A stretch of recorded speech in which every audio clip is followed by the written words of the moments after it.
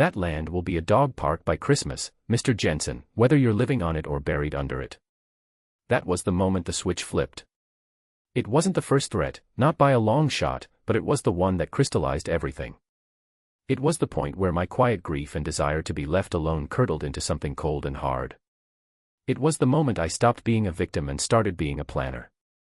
Brenda, the self-appointed queen of our homeowners association, had just signed her own warrant, and she was too blissfully arrogant to even know it.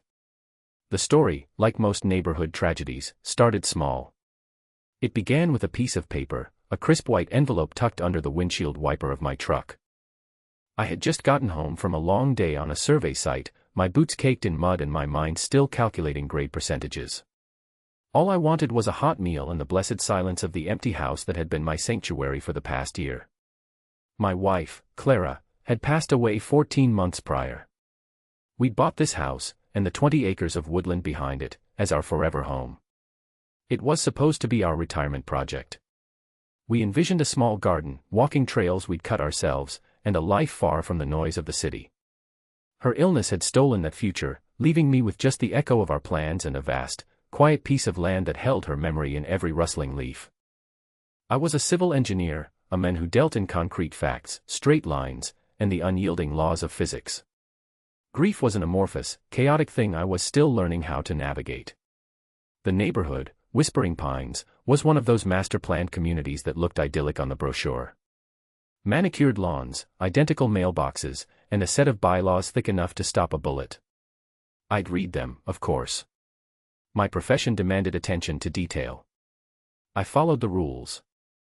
My lawn was cut to the prescribed 3 inches, my trash cans were never visible from the street, and I didn't so much as paint a shutter without proper approval. I wanted peace. I wanted to be invisible. That envelope was the first sign that invisibility was not an option. Inside was a letter, printed on heavy cardstock bearing the Whispering Pines HOA logo. It was a community enhancement proposal. It proposed, in the most glowing and self-congratulatory terms, the creation of a community dog park. A place for our furry friends to frolic and socialize, it said. It was a noble idea, I supposed. Then I got to the second paragraph. The proposed location for this canine nirvana was a 5-acre plot of underutilized community land, directly behind the houses on my street. There was just one problem. That underutilized community land was mine. It was the northernmost section of my 20 acres. I laughed.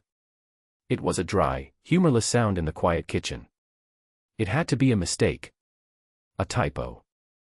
Some administrative error made by someone who couldn't read a plat map. I tossed the letter on the counter, next to a stack of unpaid bills and condolence cards I still hadn't been able to put away. I'd call the HOA office in the morning and clear it up. A simple misunderstanding. The next morning, I made the call. The woman who answered sounded bored until I mentioned my name and address. Her tone shifted, becoming sharp and defensive. Before I could even explain the error, she cut me off. "Brenda will have to speak to you about that," she said. "She's the president. She handles all land use proposals." Brenda. I'd seen her name on newsletters. I'd seen her holding court at the community pool, a woman in her late 50s with a helmet of blonde hair, perfectly pressed tennis whites, and a gaze that could curdle milk. She drove a pristine white SUV like a tank, always 5 miles under the speed limit, her eyes scanning for violations. She was the alpha predator of Whispering Pines. She called me back that afternoon. Her voice was exactly as I'd imagined, syrupy sweet on the surface, with an undertone of steel. "Mr. Jensen," she began, drawing out my name. "I understand you have some concerns about the new dog park." "It's not a concern," I said, keeping my voice level. "It's a correction. The land you've designated in the proposal belongs to me. It's private property." There was a pause. I could hear the faint sound of her sipping something. "Well, yes, technically, it's on your deed," she conceded, as if discussing a minor inconvenience. "But it's been sitting there, all wild and messy, for years. It's an eyesore, frankly. The community has decided it would be better served as a recreational space." I felt a prickle of annoyance. "The community doesn't get to decide what to do with my land, Brenda. I do. And I'm not interested in turning it into a dog park." "I think you'll find the HOA has broad authority to ensure the aesthetic harmony of the neighborhood," she retorted, her voice losing its sweetness. "That overgrown patch of weeds is dragging down property values. We're simply trying to improve it. For everyone's benefit." "It's not a patch of weeds, it's a forest," I corrected her. "And my property values are my concern." "The answer is no." "We'll see about that," she said, and the line went dead. That was the first shot fired. I was still naive enough to believe it would be the last. I figured she'd huff and puff, realize she had no legal leg to stand on, and move on to terrorizing someone about the color of their garden gnomes. I was wrong. Brenda didn't understand the word "no" to her, it was just a temporary obstacle to be bulldozed. A week later, the fines started. The first was for improper storage of construction materials. The material in question was a small pile of split firewood I kept neatly stacked against the back of my house, well out of sight from the street. The fine was $200. I called the HOA office again. I was put on hold for 20 minutes before Brenda picked up. "That woodpile is a violation of Section 14, subsection C," she said smugly. "It attracts termites." "It's seasoned oak for my fireplace," I said through gritted teeth. "And it's farther from any structure than the bylaws require. I am the final arbiter of the bylaws, Mr. Jensen. Pay the fine, click." I paid it. It wasn't worth the fight. I just wanted to be left alone. I moved the woodpile into my garage. 2 weeks after that, another envelope appeared. This time, the fine was for my truck. It was a clean, well-maintained work vehicle, a necessity for my job. The violation: parking of a commercial vehicle in a residential area. The fine was $500. This was absurd. It was my personal vehicle. It had no commercial lettering, no ladder racks, nothing. It was just a heavy-duty pickup. I saw at least 10 others just like it in the neighborhood. I drafted a polite, formal letter, citing the specific HOA rule and explaining how my vehicle did not meet the definition of commercial. I included photographs.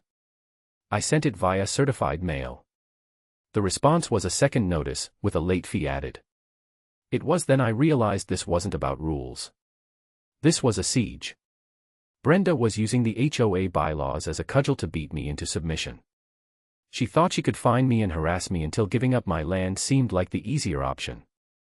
She was trying to make my life so miserable that I would either sell the land to the HOA for a pittance or just give it to them to make the pain stop. She had fundamentally misunderstood the kind of man I was. I was quiet, yes. I was grieving, yes. But I was not weak. My entire career was built on precision, on understanding complex systems of rules and regulations, and on the simple, unshakable principle that stress calculations don't bend to opinions. Brenda was applying pressure, but she had no idea of the load-bearing capacity of the structure she was trying to break. The harassment began to bleed from official notices into the social fabric of the neighborhood. Posts started appearing on the Whispering Pines community Facebook page. Anonymous at first, then bolder. "Does anyone know what's going on with that huge, unkempt lot on the north end? Such a fire hazard. I heard the owner is some recluse who refuses to cooperate with the Community Improvement Board. So selfish." Brenda would chime in with comments that were masterpieces of passive aggression.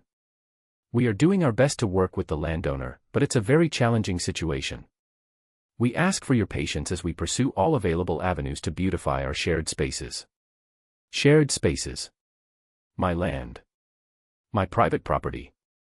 She was a master of propaganda, framing her land grab as a noble quest for the public good and painting me as a villainous holdout. People I used to nod to on my morning walks now looked away. The friendly waves from neighbors were replaced with suspicious glares. I was being socially isolated, cast as the enemy. The turning point, the moment my patient frustration hardened into cold fury, came on a Saturday in late October. It was the weekend Clara and I would have celebrated our 25th wedding anniversary. I'd spent the morning at the edge of my property, near the treeline that bordered the manicured lawns of the neighborhood. There was an old oak tree there, one Clara had loved. A year ago, I had placed a simple, small granite bench beneath it. It wasn't visible from the street, or even from my neighbors' yards. It was for me. A place to sit and feel close to her. I walked out to the bench that afternoon and found it vandalized. Someone had taken a can of bright red spray paint and scrawled a single word across the smooth gray stone: greed. Something inside me broke. It was a clean, quiet snap, like a surveyor's rod breaking under too much strain. This was no longer about fines or Facebook posts. This was a desecration.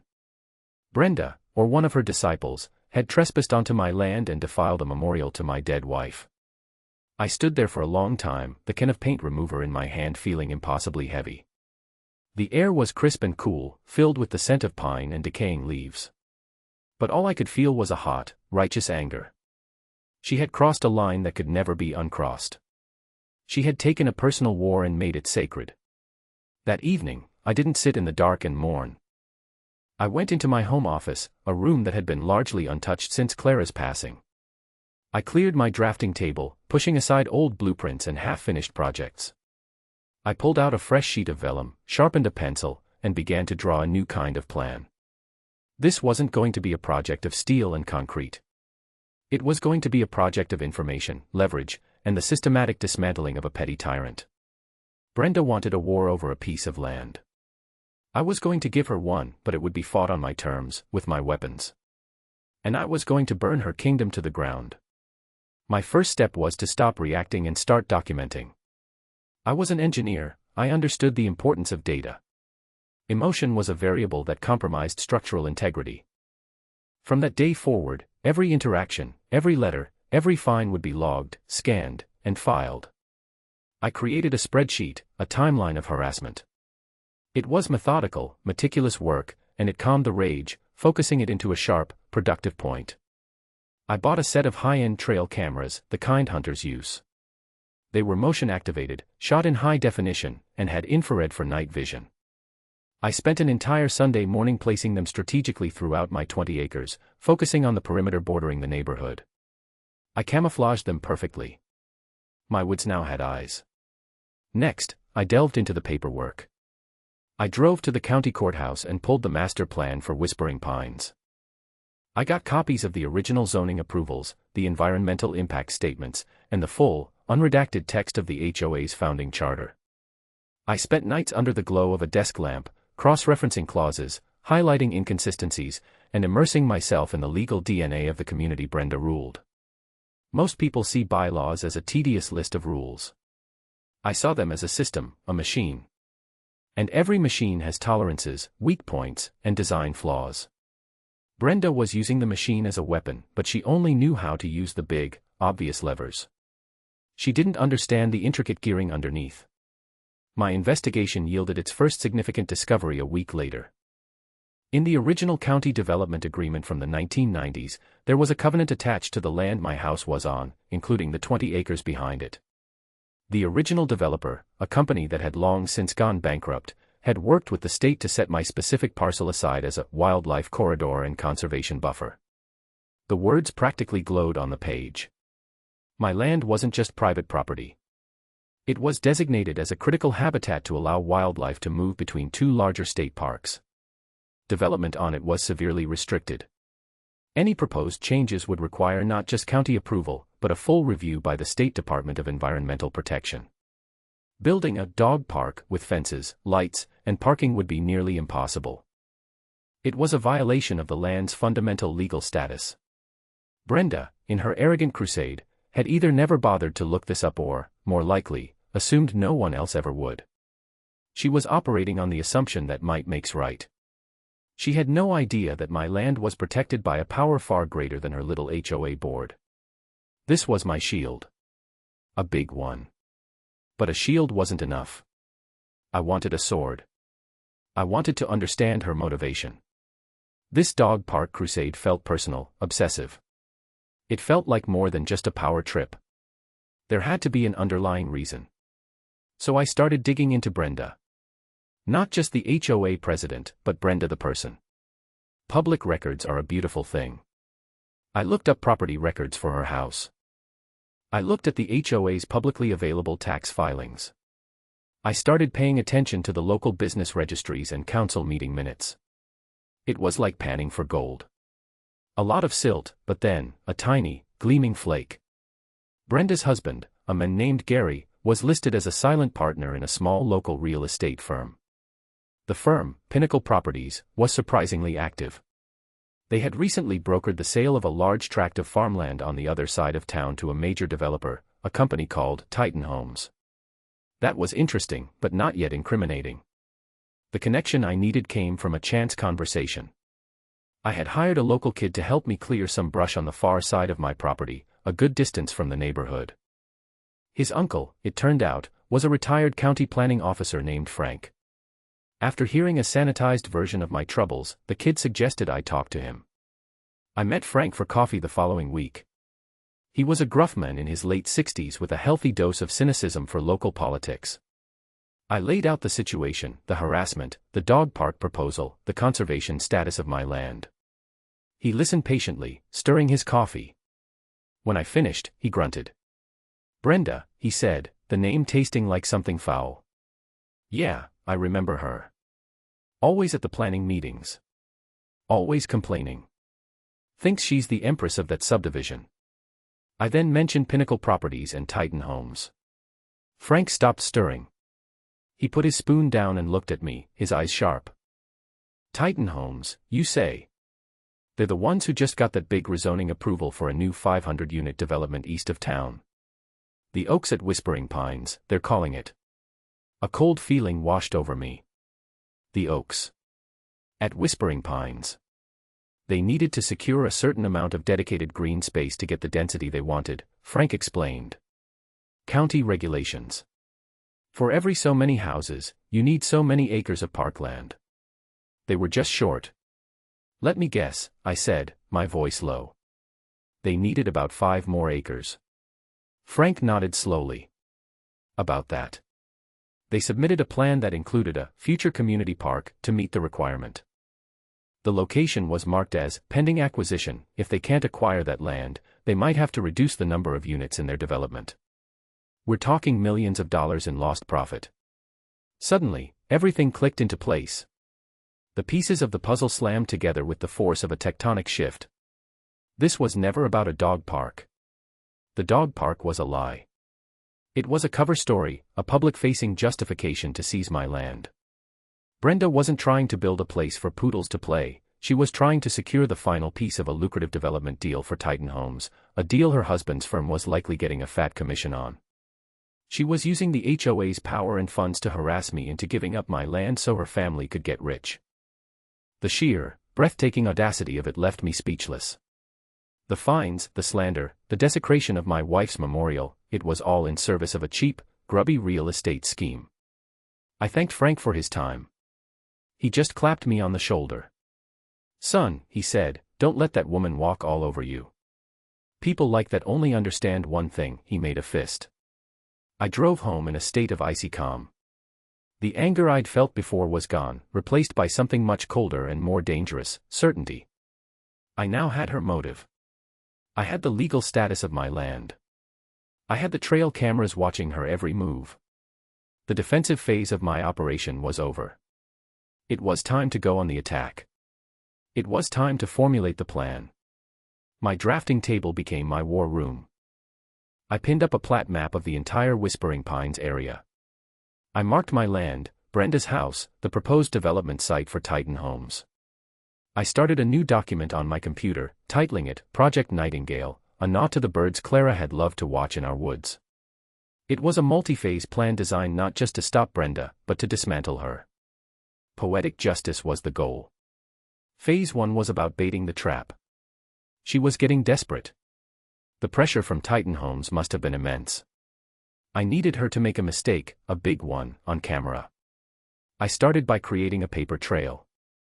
I sent a formal, legally vetted cease and desist letter to the HOA board via my lawyer, a guy I knew from an old construction dispute. The letter specifically mentioned Brenda's harassment, the illegal fines, and stated my refusal to discuss the sale or use of my land. I also included a single sentence, buried in the legal jargon, mentioning that I was currently entertaining a significant offer on the property from a private conservation trust. This was a complete fabrication. But I knew it would get back to Brenda, and it would light a fire under her. The thought of my land being permanently locked away from development, and her payday, would make her frantic. The response was predictable. An immediate, dismissive letter from the HOA's lawyer, full of bluster and threats of legal action. But I knew my lie had landed. The pressure was now on. Phase 2 was about setting the stage. The trail cameras had already captured Brenda trespassing several times. Just quick forays onto the edge of my property, peering towards my house, as if trying to intimidate me through sheer proximity. But I needed more. I needed her to do something undeniably malicious. I decided to give her a target. Near the property line, but clearly on my land, was a small, dilapidated shed that the previous owners had left. It was an eyesore, and I had planned to tear it down eventually. Instead, I decided to renovate it. I put a new lock on the door and a fresh coat of paint on the walls. I made it look like I was using it for something important. Inside, I stored nothing but old paint cans and a motion-activated camera pointed directly at the door. I also started communicating with my ally, Frank, the retired planning officer. He still had friends inside the county government. He started making quiet inquiries about the Titan Homes project, asking questions about their green space compliance. I wanted the bureaucracy to start breathing down their necks, which in turn would make them lean harder on Brenda. The pressure cooker was now on high. All I had to do was wait for it to explode. It took 9 days. I was reviewing the footage from my trail cameras one evening when I found it. The video was from 2 nights prior, time-stamped at 2:17 a.m. The infrared image was crystal clear. It showed 2 figures creeping onto my property. One was a large man I didn't recognize. The other, unmistakably, was Brenda. They went straight for the shed. The men carried a crowbar. Brenda stood behind him, gesturing impatiently. He worked on the new lock for a minute before prying the door open with a loud crack. They disappeared inside. The camera inside the shed captured the rest. Brenda, her face a mask of vicious satisfaction, directed the men as he began to wreck the place. They appended the old paint cans, splashing white and blue all over the floor. He then took a small can of gasoline from a bag and began to sprinkle it around. Brenda watched, nodding. She wasn't just vandalizing my property, she was preparing to commit arson. But then, something spooked them. A distant car backfiring, maybe an animal in the woods. They froze. Brenda said something, and they quickly retreated, leaving the gasoline-soaked shed behind. They hadn't lit the match, but their intent was as clear as the high-definition video I was watching. I saved the file to 3 separate hard drives. I had her. Attempted arson was a felony. Conspiracy, criminal trespass, vandalism. This was it. This was the payload. But I wasn't going to just go to the police. Not yet. That would be too simple, too clean. She deserved a public reckoning. She had tried to humiliate me in front of the community, and I was going to return the favor, tenfold. The next regularly scheduled HOA meeting was in 1 week. It was time to spring the trap. I spent the next few days preparing. I edited the video footage into a short, damning clip. I prepared a packet of documents for every member of the HOA board, a copy of the deed to my land, a copy of the county's conservation covenant, and a detailed log of every fine and threat I had received. I also made a phone call. The whistleblower. My investigation into Brenda's finances had revealed something else. She was 3 months behind on her mortgage payments. She was living well beyond her means, desperate for that commission from the Titan Homes deal. There was one other person on the HOA board who had been consistently outvoted by Brenda's cronies, a quiet accountant named Arthur. I suspected he was unhappy with her leadership. I invited Arthur for coffee. I didn't show him the video. Instead, I laid out the financial side of things. I showed him the public records about Pinnacle Properties and the Titan Homes deal. I explained my theory, that Brenda was using HOA funds for legal fees in a personal vendetta designed to enrich her family. Arthur's face grew paler with every document I showed him. He had suspected something was wrong, he said. The legal bills were astronomical, and Brenda was always deflecting questions about them. She's been cooking the books, he whispered, looking horrified. Moving money from the reserve fund to cover the legal retainers. She said it was for community defense litigation. I asked him if he would be willing to speak up. He was terrified of Brenda, but the evidence of outright fraud was too much for him to ignore. He agreed to back me up at the meeting. He was my confirmation, the final piece of the puzzle. The night of the HOA meeting, the community clubhouse was packed. Brenda had billed it as a special presentation on the exciting new dog park project. She had a full display set up, complete with artists' renderings of happy dogs running through what was clearly my forest. She was in her element, preening and smiling, the benevolent dictator bestowing a gift upon her subjects. She stood at the podium, beaming. "As you all know," she began, her voice dripping with false modesty, "your board has been working tirelessly to bring a beautiful new amenity to our neighborhood. After much negotiation, we are in the final stages of acquiring the perfect piece of land." She looked directly at me, a smug, triumphant smirk on her face. She thought she had won. She thought my silence over the past week was a sign of surrender. I let her finish her presentation. I let her bask in the polite applause from her supporters. Then, during the open forum portion of the meeting, I raised my hand. "Brenda," I said, my voice calm and carrying through the quiet room. "I have a presentation of my own." Before she could object, I walked to the front of the room and connected my laptop to the projector she had been using. Her smug smile faltered, replaced by a look of confusion and annoyance. "My name is Mark Jensen," I said to the assembled residents. "And for the past 3 months, your HOA president has been waging a campaign of illegal harassment against me in an attempt to fraudulently acquire my private property for her own financial gain." A gasp went through the room. Brenda's face turned a dangerous shade of red. "This is out of order. You are not on the agenda," she shrieked. "I believe this falls under new business," I said coolly. "Specifically, felony criminal activity conducted by the board president." I clicked the mouse. The first image on the screen was a high-resolution copy of my property deed, with the lot number and my name clearly visible. The next was the county conservation covenant, with the restrictions on development highlighted in yellow. "As you can see," I explained, "the land Brenda wants for her dog park is not only privately owned by me, but it is also a state-protected wildlife corridor. Developing it would be a serious environmental and legal violation." Murmurs broke out across the room. People were starting to look at Brenda, not with admiration, but with confusion. "He's lying," Brenda shouted, her voice cracking. "It's a procedural document. It doesn't mean anything." "Then perhaps you can explain this," I said, and I played the video. The room fell into a stunned silence. The grainy, night vision footage of their HOA president and an unknown thug breaking into my shed filled the screen. Her voice, sharp and conspiratorial, was audible as she directed him. The sight of the gasoline can being opened elicited another collective gasp. When the clip ended, I turned off the projector. The silence was absolute. Every eye in the room was on Brenda. Her face was a grotesque mask of shock and rage.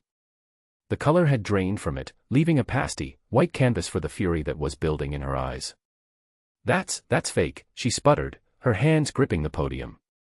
"It's doctored. He's trying to frame me." "Is it?" I asked calmly. "Then perhaps you can also explain the HOA's finances." That was Arthur's cue. He stood up, trembling slightly, but his voice was firm. "I'm the treasurer," he said to the crowd. "And I have reviewed the books. Brenda has misappropriated over $50,000 from our reserve fund to pay legal fees related to Mr. Jensen's property. She did so without board approval and disguised the expenditures.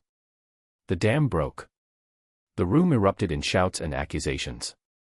Brenda's supporters looked bewildered, her critics vindicated. It was chaos. Brenda completely lost control. Her carefully constructed facade of the calm, competent leader shattered into a million pieces. "You're all fools," she screamed, her voice a shrill, hysterical shriek. "I did it for you. For this community. I was trying to make it better, to raise our property values. He's a selfish old man who was standing in the way of progress." Her confession, blurted out in a fit of rage, hung in the air. She hadn't just admitted to her motive, she had confirmed it. She saw nothing wrong with what she had done. In her twisted mind, the ends justified any means. But her meltdown wasn't the end of my plan. It was just the end of the beginning. Her public humiliation was satisfying, but it wasn't justice. She still held power, technically. And she was a cornered animal now, which made her more dangerous than ever. I knew she wouldn't just slink away in shame. She would retaliate. And she did, with a viciousness that even I hadn't fully anticipated. The day after the meeting, I was served with a temporary restraining order. She had filed a false police report, claiming I had threatened her life. She twisted my calm presentation at the meeting into a tale of unhinged aggression. The order barred me from coming within 500 feet of her, which was a logistical nightmare in a neighborhood where our houses were barely 1,000 feet apart. Then she went for my livelihood. She found out which firm I worked for and began a campaign of harassment against my employers. She sent them anonymous emails, accusing me of being mentally unstable, of having a criminal record, of being a danger to my colleagues.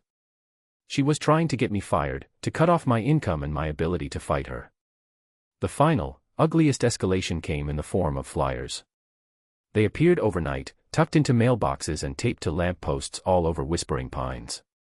My face, a grainy photo taken from my company's website, was plastered on them. The headline read, "Warning, is this man a threat to your children?" The text below was a vile tapestry of lies, hinting that I was some kind of predator, a strange recluse who lived next to a dark and dangerous forest. It was a clear, unambiguous attempt to destroy my reputation and turn the entire community against me out of fear. This was her endgame. To make me a pariah. To make my life so unlivable that I would have no choice but to sell my house and my land and flee. But she was making the same mistake she had made from the beginning. She thought that by escalating, she was winning. In reality, she was just digging her own grave deeper. Every lie, every false report, every slanderous flyer was another federal offense to add to the list. Mail fraud, defamation, filing false police reports. She was a one-woman crime wave. And I had the final piece of evidence I needed to end it all. The whistleblower I had been waiting for was not Arthur. It was someone much closer to Brenda. It was her husband, Gary. He called me 2 days after the flyers appeared. His voice was strained, heavy with shame. "Mr. Jensen," he said, I need to talk to you. My wife has gone too far." We met at a coffee shop in the next town over. Gary looked like a man who hadn't slept in a week. He was a meek, nervous individual, completely overshadowed by his domineering wife. He told me he had no idea about the arson attempt or the flyers. He knew about the real estate deal, but Brenda had assured him it was all above board. The public humiliation at the meeting, followed by her unhinged retaliation, had finally broken his loyalty. "She's not just going to lose the house, she's going to go to prison," he said, his voice barely a whisper. "I can't be a part of it anymore. I can't let her drag me down with her." He slid a USB drive across the table. "These are emails," he said. "Between Brenda, me, and the vice president of Titan Homes. It's all in there. The whole plan. How she was supposed to use the HOA to secure your land, the commission structure, everything." He also gave me something else. A copy of a recorded phone call between Brenda and the Titan VP from the day after the HOA meeting. I played it in my truck on the way home. Her voice was panicked and furious. She was demanding more money from the developer to handle the Jensen problem permanently. She explicitly mentioned her plan to ruin my career and drive me out of the state. It was the smoking gun. A recorded confession of conspiracy, extortion, and a host of other crimes. That afternoon, I didn't call my lawyer. I didn't call the local police. I called the district attorney's office and the state's Department of Environmental Protection. I had a file an inch thick. Video evidence, financial records, sworn testimony from Arthur, and now, irrefutable proof of a criminal conspiracy from her own husband. I laid it all out for an assistant DA who listened with widening eyes. I explained the conservation status of the land, which elevated the matter from a simple property dispute to a serious environmental crime. The wheels of actual justice, slow but powerful, began to turn. The final showdown was not of my choosing, but it was perfectly poetic. The HOA board, in a panic after the disastrous meeting, had scheduled an emergency session to vote on Brenda's removal as president. They booked the largest room at the community clubhouse, and it was standing room only. The entire neighborhood was there, buzzing with rumors and anger. Brenda was there too. Incredibly, she showed up to fight. She was a cornered animal, but she wasn't surrendering. She stood at the front of the room, her face pale but defiant, flanked by the two board members still loyal to her. She was prepared to go down swinging, to lie and scream and bully her way out of the corner she had built for herself. I arrived just as the meeting was called to order. I wasn't alone. With me were two plainclothes detectives from the DA's office and a uniformed officer from the state's Fish and Wildlife Service. They sat quietly in the back row, unnoticed by the crowd. The acting board president, a nervous man named David, tried to stick to procedure, but Brenda immediately hijacked the proceedings.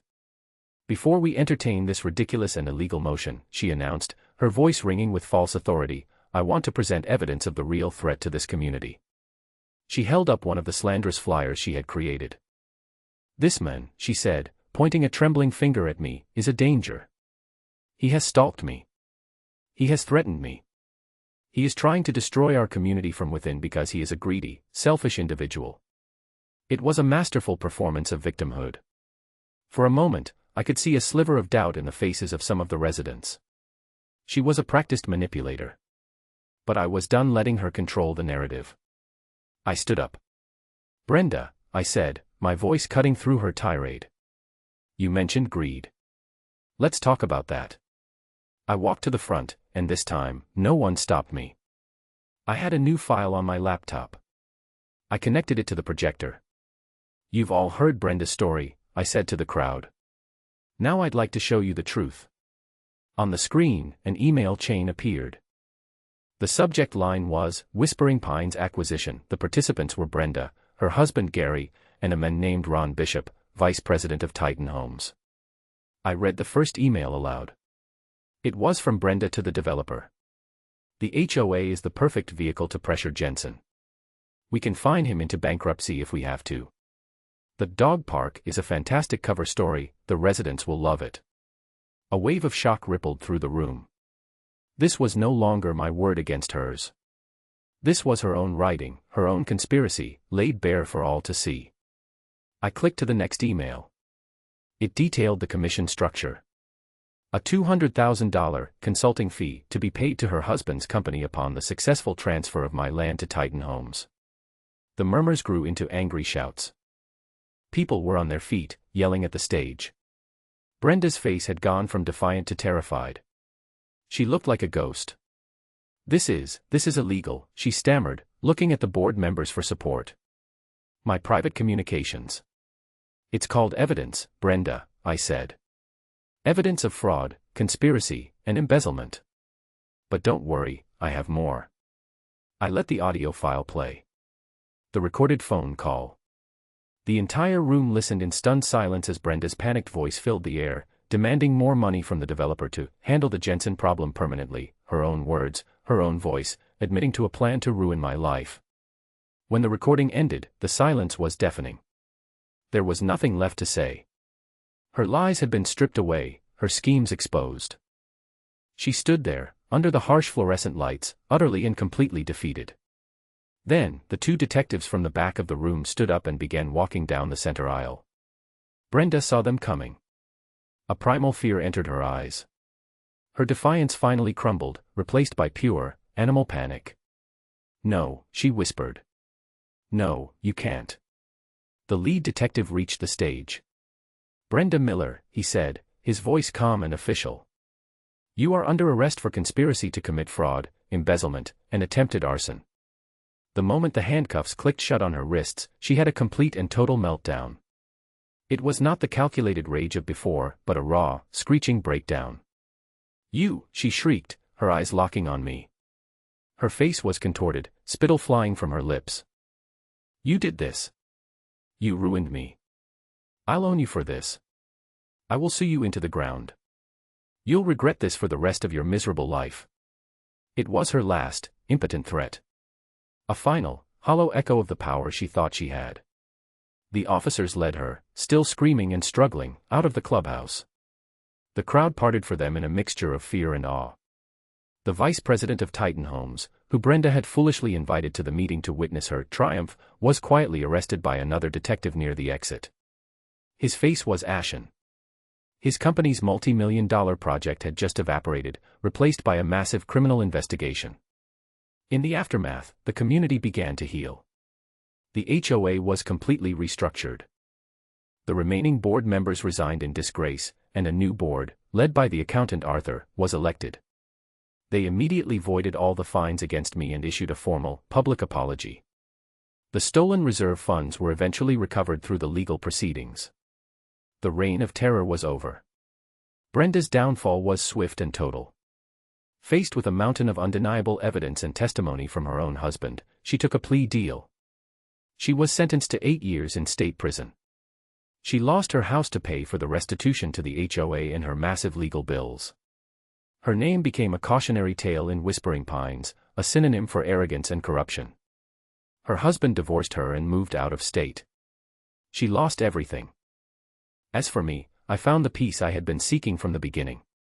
The suspicious glares from my neighbors were replaced with waves, smiles, and even the occasional gift of a freshly baked pie left on my doorstep.